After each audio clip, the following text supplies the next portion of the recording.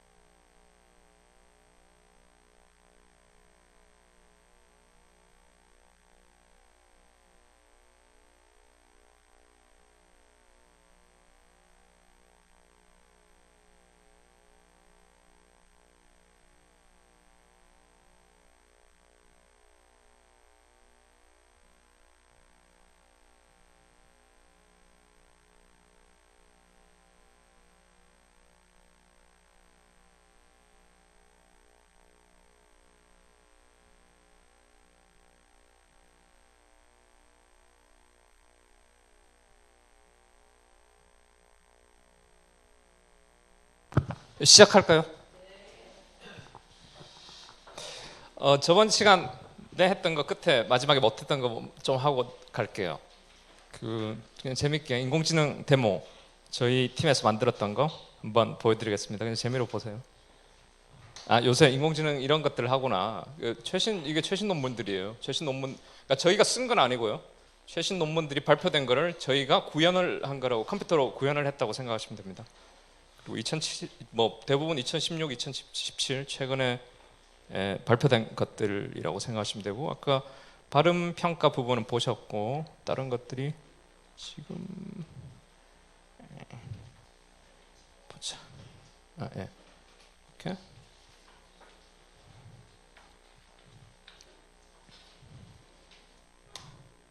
예, 제일 먼저 그 구글에서 공개한 그 음성 합성 툴을 이용해서 저희가 만든 겁니다. 그리고 저희가 갖고 있는 25시간 정도의 데이터, 사람의 데이터, 한 사람의 데이터인데 25시간 정도 어떤 뭐 책이나 중복되지 않는 책이나 이런 것들 읽어서 성우를 썼죠. 성우를 쓰고 그렇게 해서 TTS, 그러니까 TTS가 다 어디 뭐 네이버도 있고 구글도 있고 다 있지 않습니까? 애플에도 있고 그런 것들을 저희 기술로 직접 만들어 봤다. 이게 의미가 있습니다. 그래서 뭐 어떤 거 해볼까요? 여기 컴퓨터 화면에 있는 거 한번 써볼까요? 이 컴퓨터는 프로그램 추가 설치 및 변경이 불가능합니다. 이런 걸 예를 들어서 썼다고 할게요. 퀄리티를 좀 좋게. 이 컴퓨터는 프로그램 추가 설치 및 변경이 불가능합니다. 자, 뭐 보시기에 깨끗하고 충분히 쓸만하지 않습니까? 저희 학생들이 만들었고요.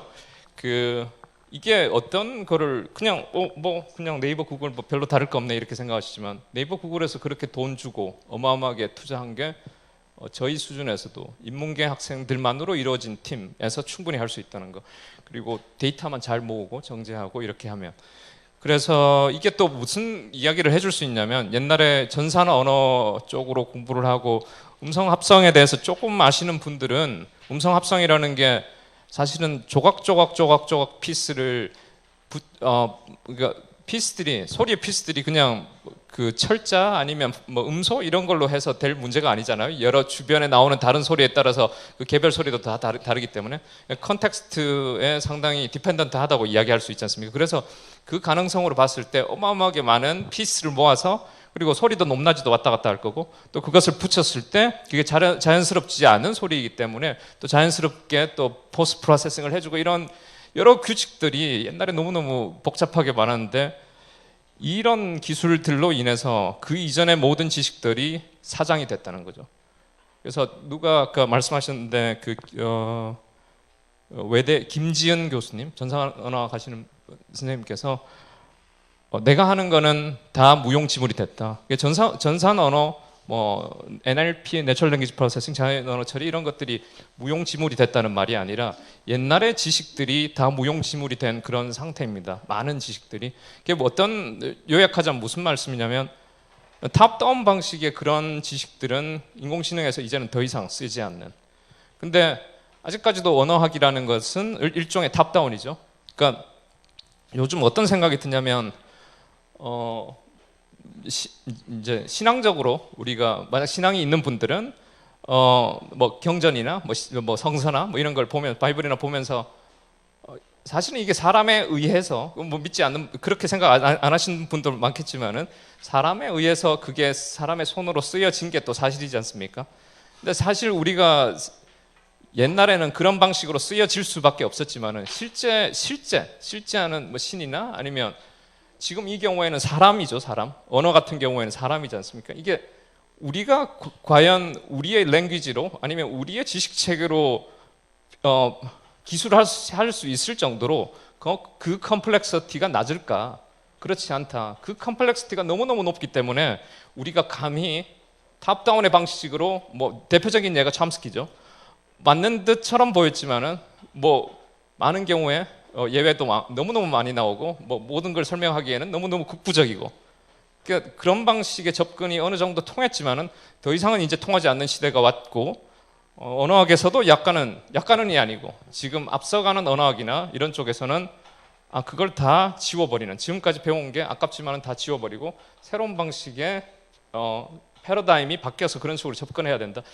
뭐 제일 그걸 실천하고 있는 쪽이 인공지능이라고 생각하고 하시면 됩니다.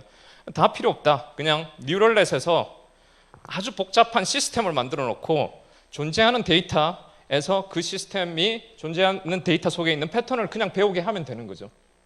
그러니까 많은 사람들은 그게 그냥 히든돼 있다, 그리고 아무것도 잘 모르지 않느냐 이런 식으로 비판하는 사람도 있지만, 그게 많은 것을 설명해내고 많은 것을 이루어내기 때문에 그쪽 방향으로 가는 게 여러모로 의미가 있다고 저는 생각합니다. 그리고 인공지능에서는 벌써 절대로 안 될 거라 하는 부분이 많이 깨어지고, 최근에 많이 깨어져 왔고, 그러니까 티오리 쪽도 많이 깨어져 가야 된다고 저는 생각을 하고요. 또 하나는 공학, 인공지능이라면 우리가 공학이라고 생각하지 않습니까? 공학 쪽이 과연 이쪽으로 얼마나, 과학 쪽으로, 우리가 하는 건 과학 쪽이지 않습니까? 저도 과학에 기반을 두고 있는데 과학 쪽에 얼마나 들어올 수 있을까 이렇게 생각할 수 있는데, 최근 구글에서 알파고 많이 들어보셨을 거고, 알파고 이전에 또 뭐 많이 여러 가지 나왔는데, 구글에서 개발한 게 어떻게 보면 공학의 그냥 극단적인 발현이라고 생각하시면 되는데, 그게 네이처에 나오고 사이언스에 나왔습니다. 네이처 사이언스는 사이언스를 다루는 데지 않습니까? 그걸 이제는 사이언스라고 생각하고 그게 표지로 나왔다는 것은 이제는 바꿔야 된다, 이렇게 다 인정하고 간다는 말씀이죠. 그래서 이제 또 하나, 이제 이게 있고 이런 게 있고, 또 데모를 보여드리면, 자, 그 다음에 이거는 이거는 그 텍스트를 가지고 뭐 언어 중에 뭐 소리도 있지만 텍스트도 대표적인 언어의 하나의 레프레젠테이션의 방식인데, 텍스트를 가지고 어떤 패턴이 있는가 이런 것도 요즘에 인공지능적으로 다 합니다. 이것도 저희 그냥 간단하게 한번 학생들이 만들어봤는데요.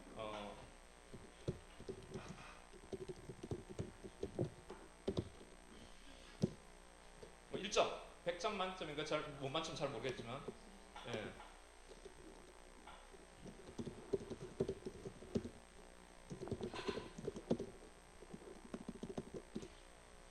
64점. 그리고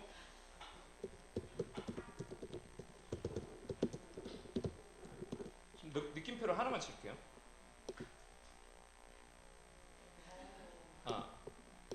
더 치면 더 잘 나오나? 어쨌든 이런 식으로 이런 영화 평가고 이런 것들도 지금 뭐 아마존이나 아니면 그 영화 그 서브스크립션 해서 보는 데 어디죠? 그 넷플릭스 이런 데서 다 평 같은 거, 그리고 내가 거기서 가입을 하면 어떤 영화를 이거 봐라 추천하잖아요. 그런 것들 다 이런 기반으로 다 하고 있다는 거. 그리고 이게 다 언어지 않습니까? 이게 우리 거지. 공학자들한테 넘겨주기에는 너무 아깝잖아요. 우리가 배운 다 우리 건데. 그리고 이거야말로 응용 언어학이죠. 그다음에 또 이것도 아마 그저께 한번 만들어 본 걸 거예요. 이거 뭐냐면 흑백 이미지가 있을 때 컬러로 바꿔주는. 그러니까 이게 뭐 언어하고는 상관은 없지만 왜 이런 걸 보여드리냐면, 내부적으로 쓰이는 알고리즘이 다 똑같다는 거 조금 이따 소개해 드릴 건데요. 다 오늘 지금 끝나는 이번 강의가 끝나는 쯤에는 이게 그거구나 다 느끼실 거예요, 뭔지. 자, 흑백 이미지를 보여줘서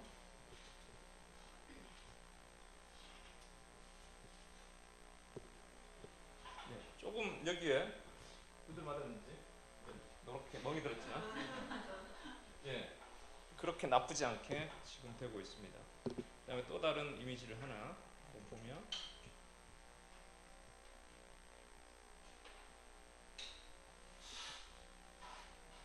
이런 식으로 여기 흑백에 그런 식으로, 이런 것들은 아마 하늘이구나, 이런 것들은 구름이구나, 이런 것들은 풀이구나 하는 거를 자동으로 인식을 해서, 패턴을 인식을 해서 색칠을 해주는 거죠. 아주 자연스럽지 않습니까? 지금 여기에 뭐 시계처럼 돌아가고 이런 것들은 사실 저희 그 따로 컴퓨터 서버가 있고 이제 그걸 접속해서 거기서 계산을 해내고 이쪽으로 오는 이 컴퓨터에서 하는 게 아니고 그런 방식이라는 걸 말씀드리고 싶고 그다음에 또 다른 얘는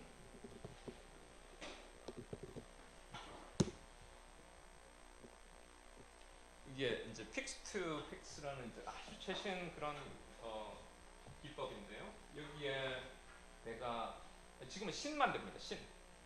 내가 신발을 이렇게 그냥 대충 그리면 이게 컬러를 입히고 사진처럼 해서 여기에 나오게 되고요. 제가 그림을 잘 못 그려서 아마도 잘 안 나올 거예요. 근데 대충 한번 그려보면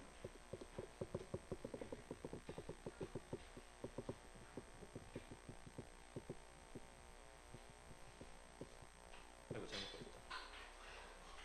어쨌든 대충 뭐 이렇게 만든다면 한번 해볼게요. 조금 시간이 오래.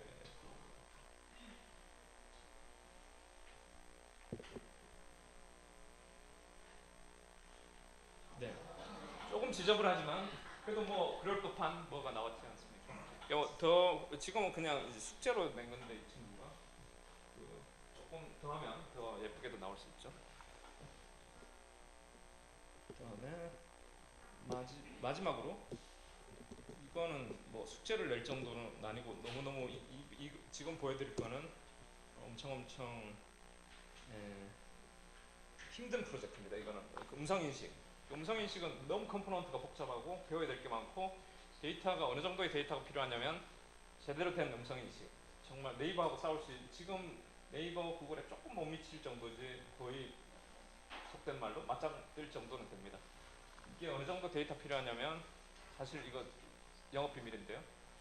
그럼에도 불구하고 말씀드린다면 한 1000시간 정도의 스피치 데이터가 있어야 되고 1000시간이면 돈으로 친다면 이게 뭐 10억 해도 사기가 힘들 정도의 데이터고 그 다음에 텍스트로는 100기가 그러니까 1기가의 텍스트면 그거 1년 내내 읽으셔도 못 읽으실 거예요. 그 정도인데 그게 100기가 정도에서 랭귀지가 어떤 식으로 디펜던트 한지가 거기서 들어오고 스피치의 데이터 속에서는 이제 스피치의 음성들이 어떻게 거기서 패턴이 있는 것들을 보는 거죠. 자, 하나 해보면 이게 사실은 전용 마이크가 있으면 잘 될 건데 그래도 한번 해볼게요. 안녕하세요.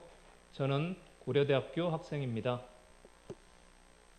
네, 실시간으로 서버로 갔다가 다 구현해서 이렇게 돌아오는 겁니다. 이게 뭐 보시기엔 뭐 딴 데서 많이 보셔서 별로 아닌 것 같지만 이게 한 우리나라 내에서도 학교 수준에서 한 랩에서 이 정도 할 수 있는 데는 한번 찾아보세요. 아마 크게 없을 겁니다. 공대에서도. 자, 이 정도로 대충 뭐 대충 이런 것들을 하고 있다. 이런 것들이 인공지능 중에서도 언어지능과 관련이 되는 거구나. 이 정도면 충분히 언어지능과 관련된 인공지능이 최첨단 이런 거 쓸 수 있겠다. 이런 거. 영어 작문하는 것도 사실 될 수 있고 지금 안 보여드렸는데. 자, 이제 수학에 대해서 이제 이야기해 볼 건데요. 아까도 말씀드렸지만 선형대수가 너무너무 중요한 겁니다. 다른 것들 선형대수 말고 이제 하나를 말씀드리면 미적분학이라고 있는데 그건 뭐 조금 덜 배워도 되고 안 배워도 되고 그런데 그 다음 걸로는 미적분학, 이거는 캘큘러스라는 게 있고요. 그 다음에 더 배운다면 확률론, 요 세 가지만 배우면 그냥 3종 세트 어디 구글 가는데 전혀 지장 없을 정도의 수학입니다. 근데 아니 그 수학을 내가 배우려면 다시 태어나야 되냐? 전혀 그렇지 않습니다. 이 세 가지가 그 한국에도 있는지 모르겠는데 미국에서는 뭐 AP 해서 있잖아요. AP 해서 뭐 듣는 거 고등학교 때 대학 가서 면제 받는 걸로 해서 미리 듣는 거 그 정도 수업밖에 안 돼요. AP 1, 2 뭐 하는 거 그거 고등학생들도 들을 수 있는 수업이 선형대수, 미적분학, 그 다음에 확률론 이 세 가지다. 그리고 공대 자연계 가서 이제 듣는 수업들이 이 정도밖에 안 되니까 내가 수학을 어떻게 아니 충분히 할 수 있다는 거 충분히. 물론 그 진입 장벽이 생각보다 높을 수 있는데 그건 왜 그렇냐면 전 갑질이라고 생각해요. 갑질. 그러니까 의도한 갑질이 아니고 사실은 의도치 않은 갑질이에요. 그러니까 우리도 그렇잖아요. 페이퍼 하나를 읽으면서 엄청 고급스러운 페이퍼, 엄청 심도 있는 페이퍼를 읽으면서 사실 알고 나면 아무것도 아니잖아요. 페이퍼를 하나 읽을 때 아니면 어떤 이론 책을 본다든지 할 때 너무너무 심오해서 내가 눈물이 날 정도의 그런 걸 보신 적 있으세요? 다 읽고 나면 아무 별거 아니네, 할만하네. 다 읽기까지가 많이 시간도 걸리고 이해하기가 힘들어서 그렇지. 다 하고 나면 물론 쓴 사람들은 시간도 많이 들었고 축적의 시간들이 필요했겠지만은 사실 읽고 나면 아무것도 아닌 경우가 대부분입니다. 그 대표적인 게 하물며 우리가 뭐 누가 핵폭탄을 만드는 그런 기술들을 본다고 하더라도 하나 그 핵폭탄을 만든 사람의 저자직강을 들으면 정말 쉽게 한다면 그렇게 나중에 보면 별거 아니네 이런 게 대부분입니다. 사실 아무리 어려운 것들이라도. 근데 뭐 내용 자체가 그렇게 어렵지 않은 그냥 대학교 1학년 수준에서 배울 수 있는 거기 때문에 정말 어렵지 않다는 거 약속드리고 그러면 왜 어렵게 사실 그렇게 지금까지 인식되어 왔냐? 그건 언어의 갑질이라고 생각합니다. 언어. 우리 페이퍼 볼 때 단어들이 너무 어렵잖아요. 그냥 용어, 전문 용어들 쓰는 거. 그런 것들 때문에 우리 진입 장벽을 느끼는 거지. 사실 알고 보면 쉽다는 거. 물론 그 시간들이 좀 필요하지만 실제 내용은 그렇지 않다는 그런 확신만 있으면 다 넘어갈 수 있는 아주 낮은 장벽이라는 거 먼저 아시고. 그럼 서형대수. 서형대수는 쉽게 말씀드려서 행렬이라고 생각하시면 돼요. 행렬. 행렬은 그냥 정사각형일 필요는 없고 직사각형의 숫자, 직사각형의 숫자 배열이라고 생각하시면 됩니다. 끝. 거기까지가 끝이고요. 이렇게 생긴 거. 그래서 A라는 게 행렬이 있고 그 다음에 이렇게 이 줄을 칼럼이라고 하고 이쪽을 로우라고 하면 되겠죠. 지금 몇 개의 칼럼이 있습니까? 보시면 예? 여기 점점점 한 거는 무한대로 있을 수 있다. 두 개가 아니고요. n 개의 칼럼. 그 다음에 이쪽으로 row를 본다면 몇 개죠? m 개의 row가 있다고 생각하시면 되죠. 그러면 질문 드릴게요. m 혹은 n이 1이 될 수 있을까요? 없을까요? m 혹은 n이 1이 될 수 있다 없다? 여기에 없다는 말이 없잖아요. 예, 있다고요. 그러니까 한 줄이 될 수도 있다고. 이렇게 한 줄만 있을 수도 있고 이렇게 한 줄만 될 수도 있고. 그리고 그럼 질문 드릴게요. m과 n이 다 1이면 뭘까요? 그냥 숫자 하나죠. 자, 이제 용어들 이제 하나씩 배울게요. m하고 n이 1일 때 그걸 그냥 숫자라고 불러도 되고 스케일러라고 부르셔도 됩니다. 스케일러. 예, 스칼라라고 하는데 스케일러 이런 거를 스케일러 하나만 달랑 있을 때 스케일러라고 합니다. 그러면 m 혹은 n이 혹은이에요. 혹은 m 혹은 n이 1일 때 그러면 이렇게 한 줄 아니면 저렇게 한 줄일 때 이거는 벡터라고 합니다. 벡터. 예, 이게 벡터입니다. 벡터라는 말을 평생 사시면서 한 번은 들으셨죠? 전 내 건 아니다 생각 듣긴 들으셨죠? 한 번은 들어보셨을 거예요. 벡터는 평생 있어도 내게 아닐 거라고 생각하셨지만 오늘 내게 될 겁니다. 벡터는 그럼 뭘까요? 벡터는 여기서 지금 제가 말씀드린 정의에 의한다면 벡터는 뭐죠? 그냥 숫자의 나열. 벡터는 그냥 숫자의 나열이다. 자, 여기에 그냥 가로든 세로든 그건 상관없어요. 크게 상관없어요. 그리고 다시 한 번 더 다시 올라가면 이 모든 게 스케일러, 벡터, 매트릭스 전부 다 통틀어서 매트릭스라고 그러죠. 매트릭스. 이것들 가지고 장난치는 학문이 선형대수다 이렇게 생각합니다. 그래서 매트릭스의 학이 선형대수라고 생각하시면 돼요. 자, 그 중에서 제일 중요한 게 벡터예요. 벡터. 그냥 한 줄짜리, 가로든 세로든 한 줄짜리 숫자들, 숫자의 연속이죠. sequence of numbers. 근데 숫자, 이 벡터가 너무너무 중요하고 인공지능의 시작과 끝은 벡터라고 생각하시면 됩니다. 지금 오늘 아무것도 없고 안 가셔도 되지만 인공지능의 시작과 끝은 벡터다. 아까 보실 때 아니 뭐 안녕하세요 이런 이야기도 하고 시작은 인풋이고 끝은 아웃풋이라고 생각할 때 안녕하세요 이런 음성 소리도 넣고 뭐 주인공이 잘생겼다 이런 텍스트 넣고 아까 그림으로 제가 신발도 그리고 이런 게 인풋이잖아요. 인풋. 그러니까 인공지능의 시작 부분이죠. 또 이게 왜 벡터지? 이런 생각을 하실 거예요. 벡터. 이게 벡터입니다. 이 세 가지 전부 다 벡터라고 생각하시면 됩니다. 그러니까 보통 인공지능에 여러 가지 재료들이 있는데요. 그러니까 인풋과 아웃풋이 될 수 있는 게 이제 재료들이 될 수 있는 어떤 뭐를 넣으면 뭐가 나오고 뭐가 나오고 이게 인공지능이라고 생각하시면 됩니다. 근데 인풋이든 아웃풋이든 들어가고 나가는 게 전부 다 벡터라고 이제 암기하시면 됩니다. 근데 어떻게 텍스트가, 어떻게 사운드가, 어떻게 이미지가 벡터가 될 수 있느냐? 지금 말씀드릴게요. 이미지 먼저 할게요. 이미지 보시면 우리 픽셀 아시죠? 픽셀. 뭐 768 곱하기 480 뭐 이렇게 뭐 그런 거 있죠. 그게 지금 우리가 배웠던 뭐죠? 매트릭스. 그리고 하나하나에다가 숫자가 박혀 있을까요? 없을까요? 숫자가 박혀 있다. 이렇게 생각하시면 돼요. 왜 숫자가 어떻게 박혀 있지? 흑백 그림 생각해 보세요.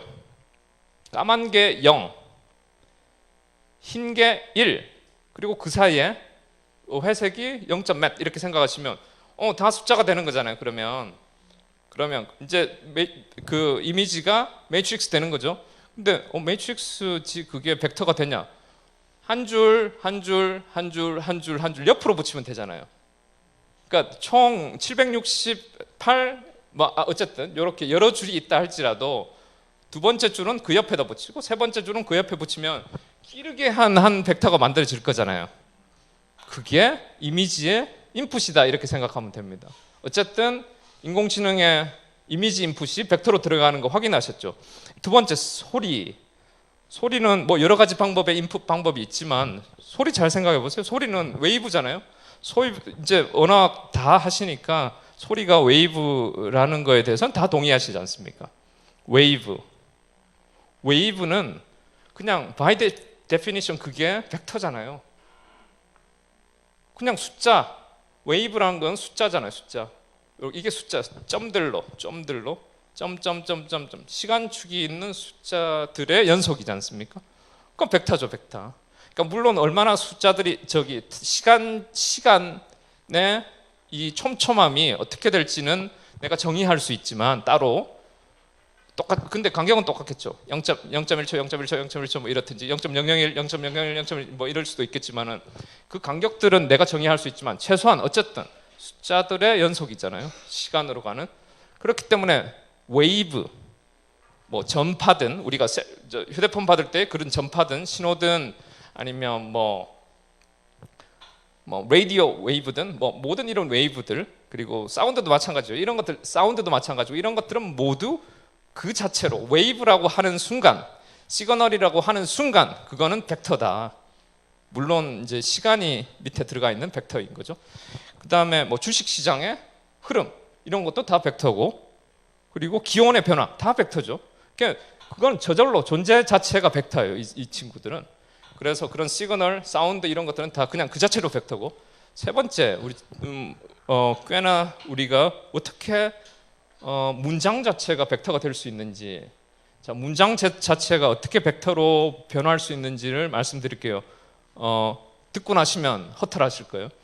총 예를 들어서 우리가 10만 단어가 있다고 칩시다. 우리말에 그냥 뭐 그거는 한정을 사실 해야 되는 거니까 10만 단어만 쓰겠다라고 정의해놓고 처음에 뭘 하냐면 000000 해가지고 10만 개의 0을 나열해서 벡터를 만들어요. 총 10만 개의 0을 쭉 해서 벡터를 하나 만듭니다. 그리고 사전상에서 이제 사전이 10만 개 단어가 들은 사전을 생각해 보세요. 첫 번째 나오는 단어를 1, 0, 0, 0, 0, 0, 0, 0, 0, 0, 0. 두 번째 나오는 단어는 01, 0, 0, 0, 0, 0, 0, 0, 0. 끝입니다. 이게 컴퓨터에서 단어를 더 넘어서서 센텐스를 받아들이는 방법이라고 생각하시면 됩니다. 자, 이런 식으로 인공지능의 인풋은 벡터다. 다시 한번 요약드리고, 이미지, 대표적인 이미지, 사운드, 텍스트가 어떻게 벡터화되는, 벡터라이제이션이 되는가, 벡터화되는가 너무 쉽게 지금 배우셨잖아요. 지금까지 내가 수학을 못해서 이해하는데 힘드신 분 있으세요? 자, 벡터, 이제 벡터를 가지고 선형대수, 저희 학생들한테 첫날 가르치는 정도밖에 안 되니까 뭐 쉬울까요?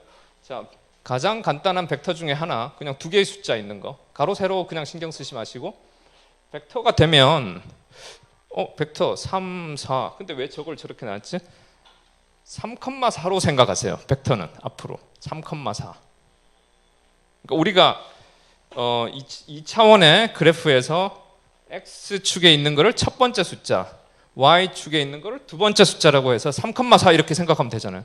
그러면 지금 제일 두 개짜리, 숫자 두 개짜리 있는 것만 찍었지, 숫자 세 개짜리 어떻게 됐냐? 3, 4, 3 마이너스 1, 그 다음에 2 이렇게 되면 저렇게 찍으면 되지 않습니까? 저렇게. 예, 속으로 지금 4차원은 어떻게 하지? 이렇게. 4차원은 마음속으로 찍으세요. 4차원은 마음속으로 찍을 수 있지 않습니까? 예를 들어서 3, 마이너스 1, 2, 0이 있다. 충분히 찍을 수 있지 않습니까? 100개의, 아까 10만 개의 단어라고 말씀드렸죠. 10만 개의 단어. 10만 개의 보캐블러리 속에 있는 한 단어를 표현하기 위해서 10만 개의 사이즈가 있는, 10만 개 길이가 있는 그런 벡터를 써서, 그러면 이 XYZ 축이 10만 차원이 되겠죠. 거기서, 자, 따라오십니까? 10만 차원, 3차원이 아니고 10만 개의 숫자니까 이게 10만 차원이 될 거고, 그 10만 차원에서의 한 점이 되겠죠.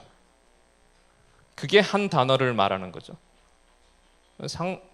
상상력의 나래를 펴셔야 됩니다. 10만 차원 상에서 한 점이 한 단어를 말한다. 자, 그러면 벡터에 대해서 조금 다시, 벡터를 다시 이제 지금까지 배운 걸 정의를 다시 한번 해보면, 벡터는 그 벡터의 사이즈란 거, 그 몇 개 숫자가 있는가, 그 사이즈의 차원상에서, 이런 차원상에서 한 점이다. 이 정의에 동의하십니까? 벡터는 숫자가 100만 개가 되든 1000만 개가 되든 한 점이다. 근데 차원이 늘어나면 된다. 좀 이런, 전 이 개념을 배울 때 너무 찌릿찌릿해서 새로운 세상을 보는 것 같았어요. 그러니까 어떤 철학 강의를 들을 때 너무너무 내가 보지 못했던 세상을 보는 것처럼 이 이야기를 들을 때 너무 전율을 느꼈습니다. 이쪽이 내가 가야 될 길이구나 하는 생각. 그렇게 안 느끼셔도 되고요. 근데 이게 10만 차원의, 100만 차원의 차원이라고 생각하세요. 해보시고 그냥 거기서 한 점이 어쨌든 벡터라고 생각할 때, 어떤 현상, 요즘 이제 인공지능을 이용을 해서 어떤 월드들을 이런 식으로 만약 표현을 한다면, 조금 이따 말씀드릴 건데요. 표현을 한다면 어떤 마술 같은 상황이 생기냐면, 그냥 아까 말씀드렸던 1기가, 10기가, 100기가의 그냥 문장을 내가 아무런 처리도 안 하고 인공지능 속에다가 넣었을 때 비슷한 단어끼리 서로 클러스터링을 이루더라. 클러스터링을 10만 차원상에서, 그러니까 10만 차원상에서 한 점이라고 그랬죠. 한 단어가, 한 벡터가 요 주변에, 주변이란 게 말이 되죠. 주변이라는 게 어쨌든 10만 차원상에서 한 점이 벡터인데, 그 주변에 예를 들어서 착하다, 선하다, 공손하다 이런 것들이 같이 있고, 악하다, 못됐다, 부정채용을 하다, 뭐 이런 것들, 뭐 그런 것들이 같이 모여 있다. 그런 게 마술같이 나타납니다. 또 하나, 그것뿐만 아니라 그러니까 단어를 이전 그 언어학적인 그런 처리 방식이 아닌 이런 인공지능적인 방법을 이용을 했을 때 벡터는 분명히 이 숫자이기 때문에 더하기 빼기 가능하겠죠. 자, 10만 차원이라도 10만 차원의 한 벡터 빼기 10만 차원의 다른 벡터를 하면 뭐 또 10만 차원의 다른 게 나오겠죠. 무슨 말이냐면 한 점에서 다른 점을 빼거나 더하면 또 다른 점이 나오겠죠. 그럼 그 점이 뭔지를 말할 수 있는 거죠. 그래서 예를 들어서 어떤 현상이 생기냐면 왕이라는 어떤 한 벡터가 만들어질 거지 않습니까? 인공지능 한참 훈련되고 나서 왕 빼기 남자 하면 여왕이 나옵니다.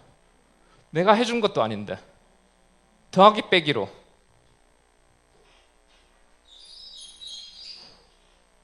그리고 뭐 전에 그런 것도 해봤는데 노무현 빼기 박근혜 하니까 이명박이 나왔나? 왜 그런지 모르겠지만 자 여기까지 조금 이제 선형대수 이 정도면 충분합니다. 이 정도 못 알아들으실 것도 없고 베이징 유엠서도 핵심되는 거 다 배우셨고요. 자 인공지능의 인풋 아웃풋은 벡터다. 그리고 그 벡터들로 우리가 원하는 추상적인 그런 물질들 소리, 텍스트 그 다음에 뭐 한 게 뭐죠? 예, 사운드가 소리, 텍스트, 이미지를 벡터로 만들 수 있다. 인풋, 아웃풋 둘 다. 그리고 예를 들어서 이미지를 넣어서 강아지 그림을 벡터로 넣을 수 있겠죠. 그림을 벡터로 넣고 그 다음에 강아지라고 텍스트 나오면 되잖아요. 벡터로 들어가서 벡터로 나오는 거죠. 그게 인공지능인 거죠. 자, 이런 것들은 필요 없고요. 자, 금방 말씀드렸던 인공지능 문제 무서워하지 않아도 될 만큼 실체가 드러났죠. 실체가. 그러니까 인공지능의 실체를 알기 시작하면 에이 그까이 거 이렇게 될 수 있는 거죠. 이게 인풋이 있고 아웃풋이 들어가고 아웃풋이 나오고 그게 벡터로 다 이루어져 있다 이렇게 생각하시면 됩니다. 예를 들어서 뭐 하나 또 예를 들면 KTX 예매죠. 이러면 인공지능이 도착지를 말씀해 주세요. 이게 나오면 여기서도 그 벡터들 여기는 보면 한 단어가 벡터겠죠. 그럼 이 벡터 하나 될 거고 저기는 이 벡터 하나겠죠. 물론 뭐 이 조사를 쪼개고 싶으면 이 조사도 벡터가 되는 거고. 그래서 이걸 넣으면 저게 나오는 어쨌든 이게 우리가 늘 요즘 이야기하는 챗봇이죠. 챗봇. 그 뭐 누구, 아마존 에코 이게 이거죠. 이거 넣으면 저게 나오는. 그리고 위에 거는 예로 바둑 이 상황에서 이 상황을 인풋으로 주고 지금 언제 뭐 85번째 이 수를 주면 85번째 수가 뭐가 나올 건가를 인공지능이 계산해 주는 거죠. 그래서 인풋 아웃풋은 우리가 이제 충분히 익숙할 수 있을 정도로 여러 가지 예를 봤습니다. 그럼 인공지능 부분만 배우면 되는 거죠. 근데 너무너무 운 좋게도 인공지능 저 부분이 너무너무 공통적이라는 거. 한 가지로 다 통한다는 거. 자, 인공지능을 아까 요 중간에 두고 말씀드렸는데 이게 우리가 중고등학교 때 배웠던 전형적인 함수죠. 함수라는 게 정의가 인풋이 들어가고 아웃풋이 나오는 게 함수죠. 별게 아니고 옛날에 의미 없이 배웠다면 지금 배우세요. 인풋이 들어가고 여기에 인풋 이런 기호에 이게 사실상 아까 제가 말씀드렸던 언어의 갑질이죠. 이 부분에 이 뭐지 이렇게 하면서 사실 인풋 들어가고 아웃풋 나오고 그것에 불과하다. 그리고 이제 여기서부터 조금 테크니컬하게 들어가면 자, 인풋에 아까 벡터라고 이야기했죠. 아웃풋도 벡터라고 그랬죠. 자, 벡터는 숫자의 연속이다 말씀드렸고 벡터는 인풋 벡터의 길이가 반드시 아웃풋의 길이하고 똑같아질 필요는 없죠. 그렇게 내가 규정 지어 놓을 필요는 없죠. 인풋에 10만 개짜리의 사이즈가 들어가서 아웃풋에 5만 개짜리 사이즈가 나올 수도 있는 거잖아요. 벡터가 들어갔다 나오기만 하면 되니까. 그러면 그 두 개의 디멘션, 차원을 바꿔줄 수 있는 게 잘 생각. 이거 기억 행렬 연세 드신 분들은 충분히 요즘 행렬 안 배운다는데 행렬 기억이 나시죠? 기억이. 자, one by three, one by three. 이거 첫 번째 게 row, 그 다음에 3가 column. 그러면 하나, 둘, 셋 옆으로 있는 그냥 세 개의 숫자라고 생각하시면 되고. 자, 이게 하나, 둘, 숫자가 두 개 있는 숫자의 열이라고 생각하시면 되고. 자, 행렬 옛날에 우리 가물가물하지만 그래도 한번 끄집어내 보시면 이거 곱하기 이거 하면 이게 된다 생각할 때, 자, 인풋 곱하기 함수하면 아웃풋이 나오는 거. 자, 인풋 곱하기 함수하면 아웃풋이 나오면 되잖아요. 자, 1 by 3 매트릭스가 벡터도 매트릭스라고 그랬으니까 3 by 2 매트릭스가 곱해지면 옛날에 행렬 배울 때 곱하기가 되냐 안 되냐 그런 이야기들 생각나시죠? 곱하기 언제 되냐면 요거하고 요거 안쪽에 있는 거 두 개 3, 3이 같아야지 곱해질 수 있잖아요. 자, 모르시면 아세요 지금부터? 3, 3 이게 두 개가 똑같아야지 행렬은 곱해질 수 있다. 곱해질 수 있는 상황이죠. 그러면 뭐가 아웃풋으로 나오냐면 이 밖에 있는 거 1, 2 아우터에 있는 거 1, 2 이너에 있는 3, 3은 같으면 캔슬되고 1, 2가 저기 아웃풋으로 나온다는 거. 그러면 지금 아까 벡터 인풋 아웃풋만 우리 생각할 때 이런 매트릭스만 있으면 이것을 저것으로 변환시켜주는 게 되지 않겠느냐 생각할 수 있겠죠. 매트릭스는 별게 아니고 아까 그냥 여기 세 줄 두 열로 되어 있는 그냥 숫자 열이라고 생각하면 되죠. 상상이 되죠. 3 by 2의 행렬. 자, 답을 먼저 말씀드리면 3 by 2의 행렬이 인공지능이다 라고 할 수 있잖아요. 지금 이게 인공지능이라고 했고 이게 함수라고 그랬고 인풋 들어가면 아웃풋 나오는 거라 했고 벡터를 또 다른 크기의 벡터로 바꿔주는 거는 매트릭스. 물론 크기 딱 맞아야 되고.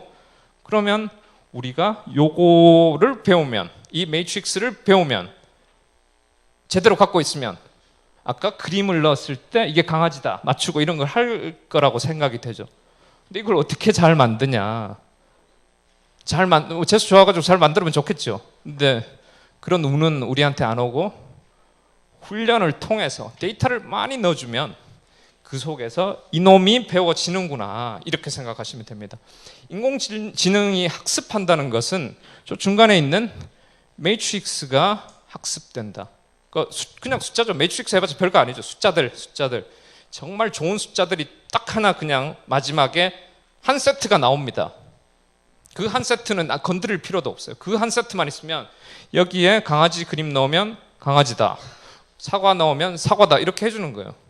그러면 요 매트릭스 잘 만들어서 팔면 되는 거죠. 팔면 고칠 필요도 없이. 그러니까 팔 때 우리가 내놓을 때 어디에 내놓을 때 요 부분 요게 인공지능이죠. 요 부분. 질문 있으세요?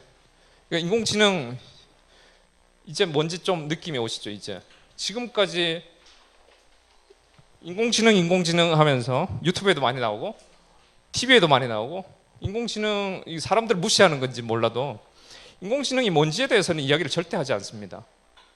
모를 거라고 생각하고 이 정도 하면 충분히 알아들으시겠죠. 초등학생도 알아들었겠죠. 이 정도면.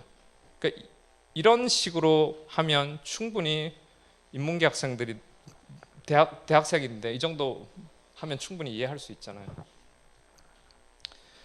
자, 기계학습이란 말, 머신러닝이란 말이 나오는데 그것도 그냥 인공지능이라고 생각하세요. 요즘 다 인공지능이랑 머신러닝이랑 똑같아 이렇게 조금 다르지만 그냥 똑같아 이렇게 생각하시면 되고 그 중에 supervised라는 게 있고 unsupervised라는 게 있고 reinforcement learning이라는 게 있고 뭐 이런데 그 목적에 따라서 조금 다르다. 그리고 대부분의 경우가 supervised라고 생각하시면 됩니다. 뭐냐면 우리가 데이터를 강아지 그림을 가지고 이거는 강아지 그림을 보면 이게 강아지다라고 정답지를 주는 거죠. 정답지를. 이거는 이렇게 말을 해야 돼라고 정답지를 주는 거죠. 그런 게 supervised, 이렇게 한국말 우리말로 지도 학습이라고 반드시 그렇게 해 이렇게 시키는 거고요. 대부분 이거라고 생각하시면 됩니다. unsupervised는 그런 게 없어요. 이거는 뭐다 이런 게 없어요. 그냥 막 뿌려요. 막 뿌리고 그냥 나눠. 그게 무슨 말이냐면 쌀, 그 다음에 옥수수, 뭐 조, 귀리, 콩 뭐 이런 것들 주고는 이게 쌀이라는 걸 맞추라는 게 아니라 분류해.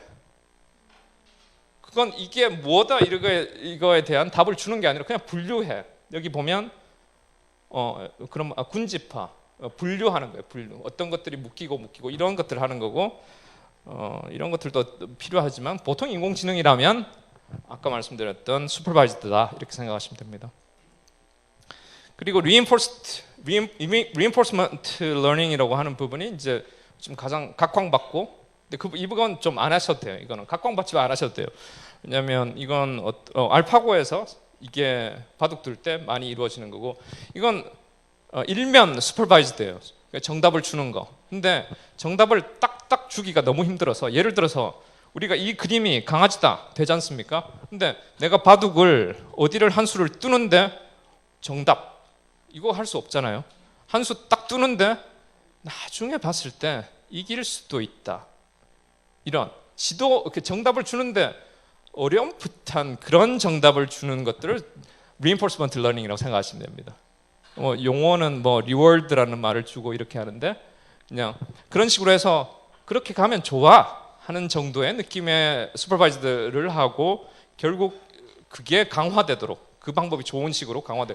대표적인 예로는 알파고도 있고, 그다음에 쥐가 미로에 쥐가 들어가서 길을 찾을 때 여러 번 시행착오를 하고 그게 어떤 길이 더 좋은지가 강화가 되고 딱 정답이 주어지는 게 아니잖아요. 쥐가 이 길로 갈 때, 쥐가 좌회전할 때 전기 공문을 해가지고 바로 탁 이건 안 돼.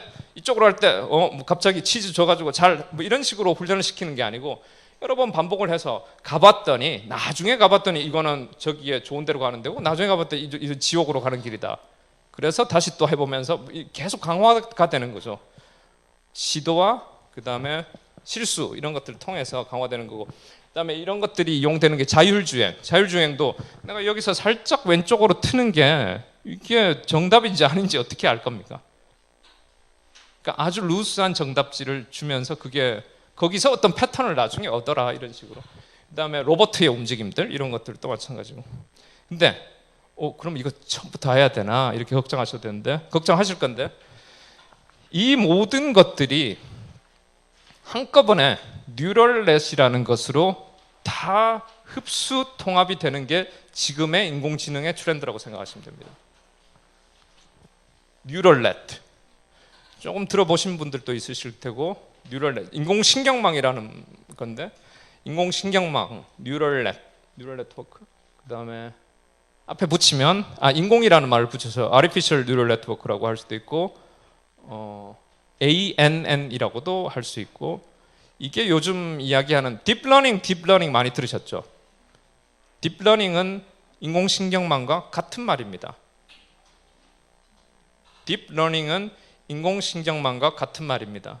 이게 왜 딥이라는 말이 들어왔는지 말씀드릴 건데, 자, 그럼 아까 인공지능은 함수다 이런 이야기 들었고, 함수는 매트릭스가 그 인풋 아웃풋으로 가는 걸 한다 이렇게 했는데 또 갑자기 또 뉴럴넷이라고 하고 헷갈릴 수 있잖아요. 뉴럴넷이 매트릭스다 이렇게 생각하시면 됩니다. 뉴럴넷을 배운다는 것은 아까 벡터 인풋에서 아웃풋 벡터로 가는 그 중간에 있는 매트릭스를 학습한다. 뭘 통해서? 많은 데이터를 통해서 그 부분이 학습이 된다. 딱 한 세트의 매트릭스 갖는 게 학습이 된다. 그게 뉴럴넷이다 이렇게 생각합니다. 그게 뉴럴넷이에요.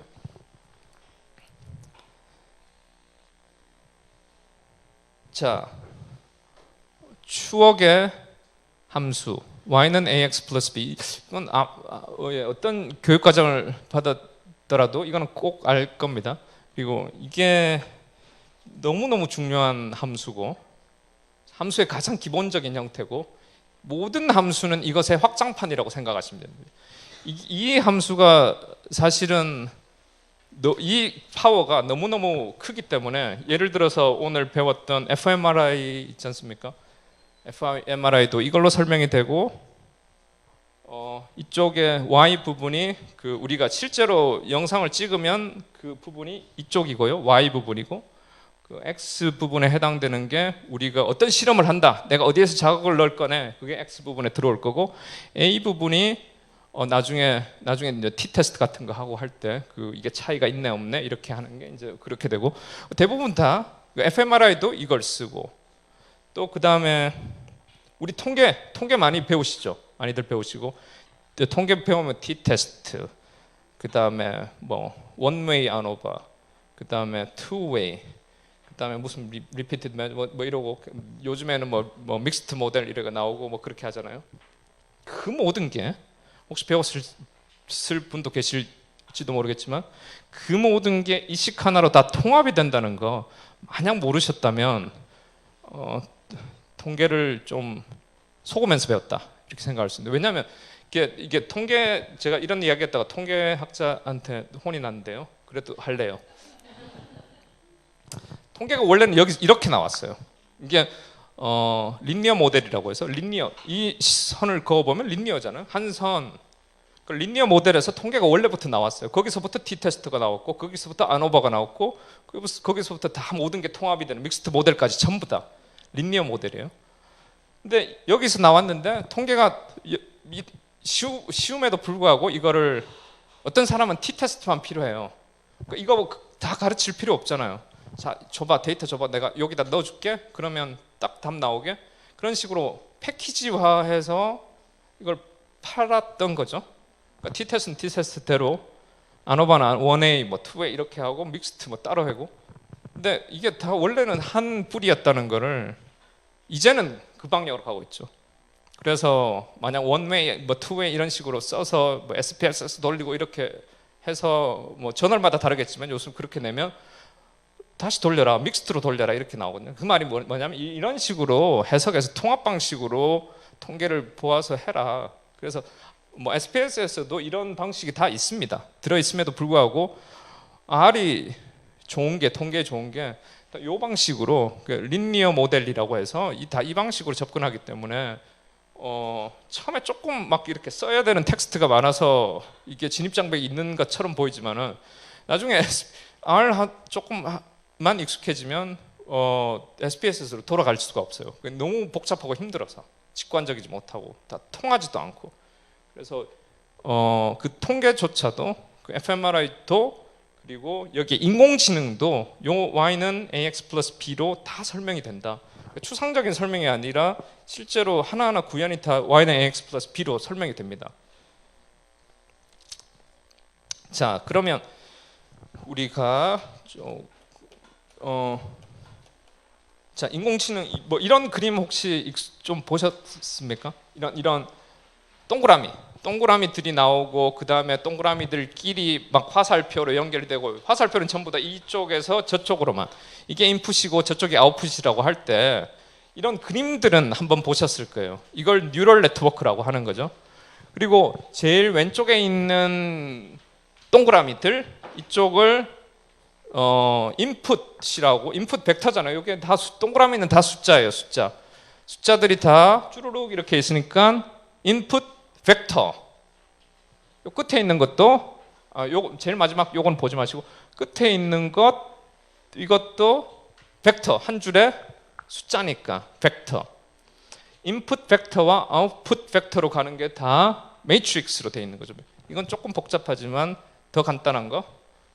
더 간단한 요거 보시면 인풋 벡터 저기는 지금 2개짜리 1x2의 아웃풋 벡터 거기 있는 매트릭스. 자, 연습해 봅시다. 1x3 매트릭스 저 벡터에서 1x2 벡터로 가려면 여기에 매트릭스가 뭐가 있어야 되죠?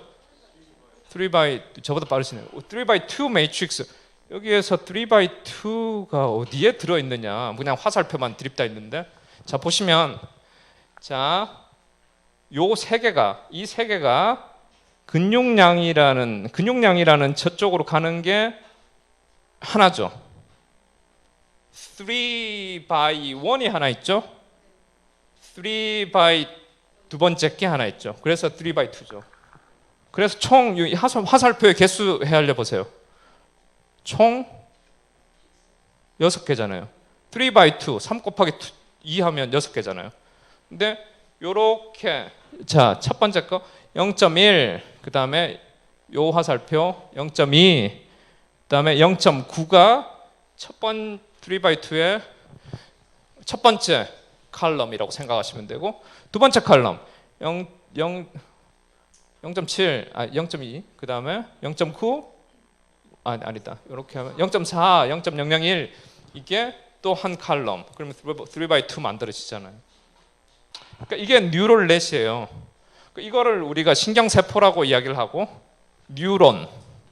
그러니까 원래 거기서부터 나왔지만은 뭐 저게 뉴런인지 아닌지는 그거는 뭐 몰라도 되고, 거기서부터 아이디어가 나왔다고 생각하시면 됩니다. 그런 식으로 뇌 조직이 이루어져 있다. 거기서부터 아이디어가 나오고 지금 인공지능에 전혀 생각 없이 이용되고 있고, 그리고 이쪽을 아직도 뉴런이라고 생각하고 그렇게 연구하는 쪽이 커넥셔니스트. 커넥셔니스트 들어보셨죠? 커넥셔니스트는 이걸 정말 실제로 이런 메커니즘으로 우리 머리가 돌아갈 거라고 하고 하는 게 커넥셔니스트. 근데 똑같아요, 다.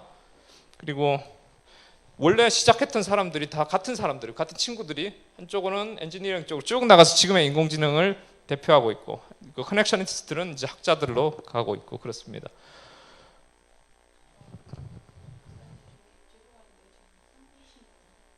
네, 제가 벌써 1시간 했습니까? 벌써요.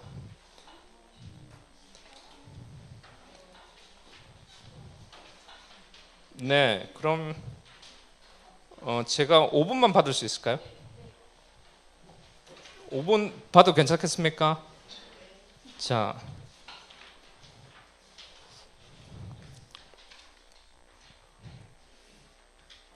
이걸 그러면 어떻게, 제일 중요한 게 어떻게 훈련할까죠. 훈련을 해서 어떻게 매트릭스를 뽑아낼까가 제일 중요하잖아요. 데이터를 우리가 갖고 와서 이런 데이터를 넣을 수 있죠. 8시간 한 사람으로부터 나온. 자, 예를 들어서 수면 시간, 운동 시간, 칼로리 섭취량이 이러면 근육량 스트레스 지수가 어떻게 나오냐, 이런 걸 우리가 설문조사로 받을 수 있죠. 아니면 내가 피를 뽑아서 하든지 하면 되잖아요. 그런 거를 예를 들어서 한 10,000명에게 우리가 데이터를 받았다. 거기서 무슨 패턴이 있는가를 보면 돼. 이 패턴이 매트릭스라고 생각하면 되잖아요. 그럼 예를 들어서 여기에 숫자가 들어갈 거고 저기에 들어갈 거고, 지금은 훈련이 되지 않는 상태이기 때문에 매트릭스가 뭐 랜덤한 게 있더라도 제대로 안 나오겠죠. 강아지 그림을 넣어도 고양이라고 나올 거고, 자, 이런 데이터들이 실제로 있을 거고, 자, 이게 여기 제대로 된 매트릭스가 있으면 제대로 예상을 할 건데 그렇지 못하겠죠. 자, 아무거나 내가 이렇게 넣고 하면 아무 값이 나오겠죠. 아무런 값. 뭐를 넣으면 만약 훈련이 안 돼 있다면 아무런 값이 나오겠죠.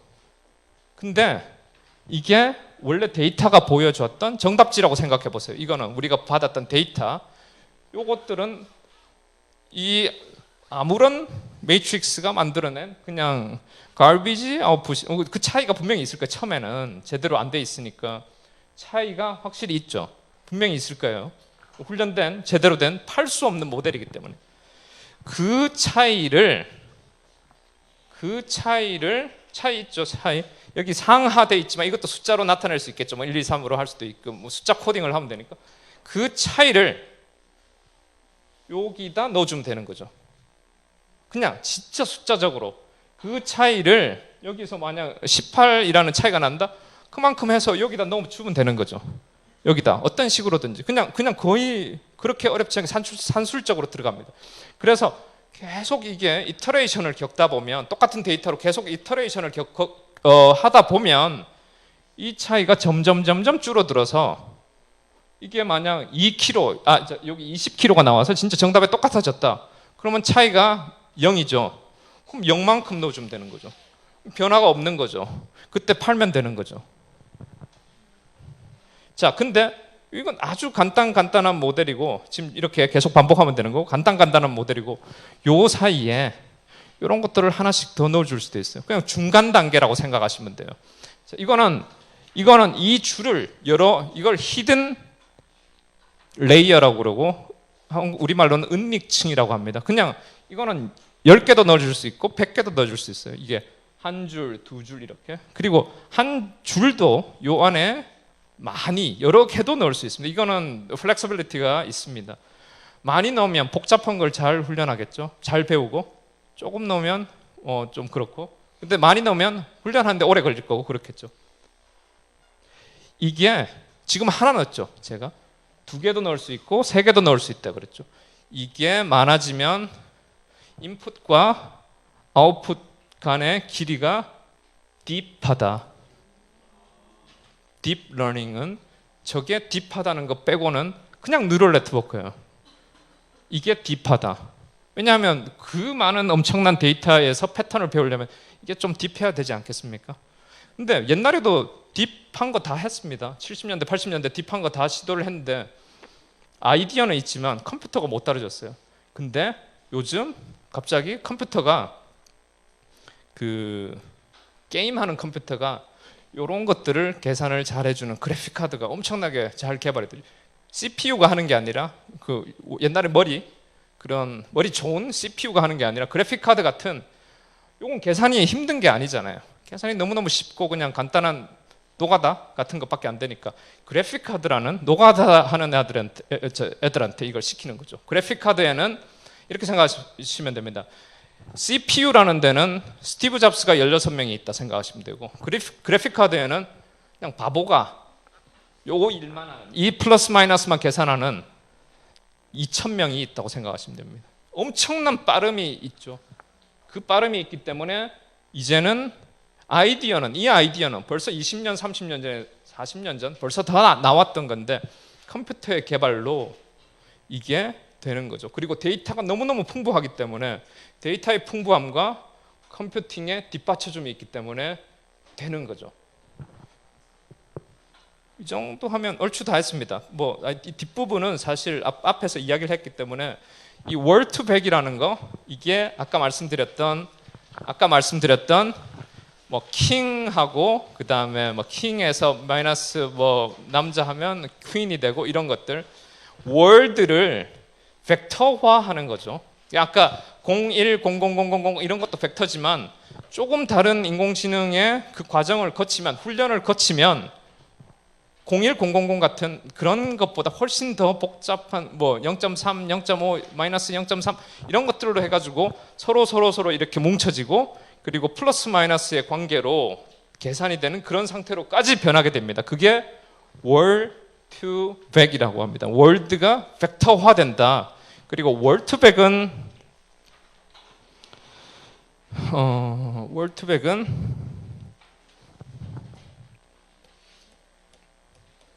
월투백은 시멘틱스 우리가 아는 시멘틱스를 이렇게 전산화했다. 옛날에는 지금까지의 전산적인 시멘틱스 처리 방법은 이런 거예요. 그냥 움직일 수 있는 거, 뭐 애니메이트, 뭐 난 애니메이트 이런 식으로 분류하고 그 밑에 뭐 이런 식으로 분류하고 다 그런 피처를 분류하는 그 분류의 기준조차 사람이 다 제공한 거죠.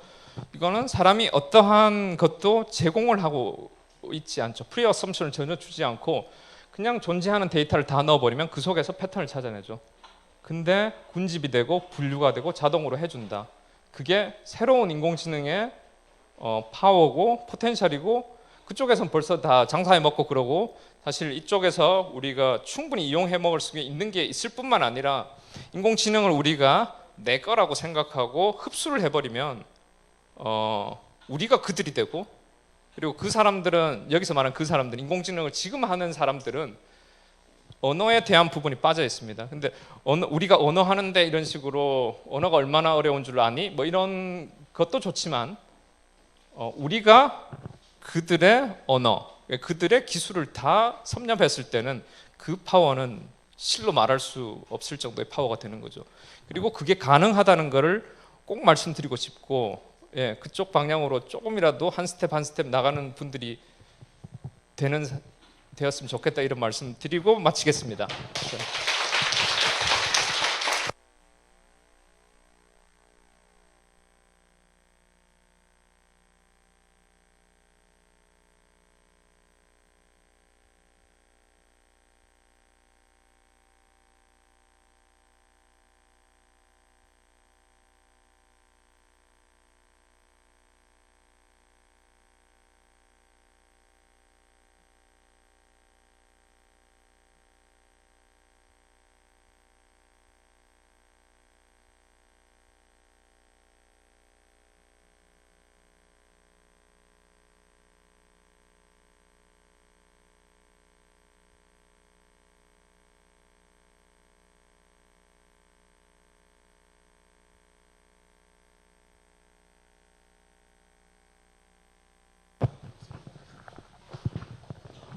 assumption이란 부분이 하나도 없다는 건 사실 말이 안 되죠. 그리고 어떤 디바이스가 존재하고 그다음에 거기에서 그 패러미터가 바뀌는 방식으로 인간의 언어가 발달한다 이렇게 배웠지만 조금 유사하게 생각한다면 여기에서 존재하는 그 벡터의 구조 그리고 매트릭스의 구조 이런 것들은 내가 지정해 주어야 되는 부분이죠. 그러니까 구조 같은 것들. 그러니까 몇 바에 몇이고 딥한데 몇 개를 해줘야 되고 이런 것들.